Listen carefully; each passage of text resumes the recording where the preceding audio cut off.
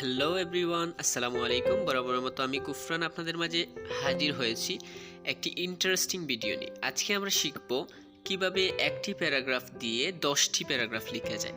তাই না টেনে সম্পূর্ণ ভিডিওটি দেখবেন। প্রথমে আমরা জেনে নিচ্ছি একটি প্যারাগ্রাফ শিখে কোন 10টি প্যারাগ্রাফ আমরা লিখতে পারবো।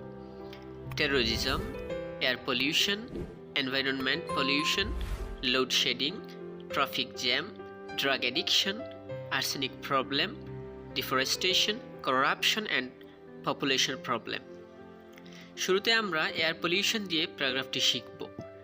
তাই আমরা শূন্যস্থানে এয়ার পলিউশন ব্যবহার করব।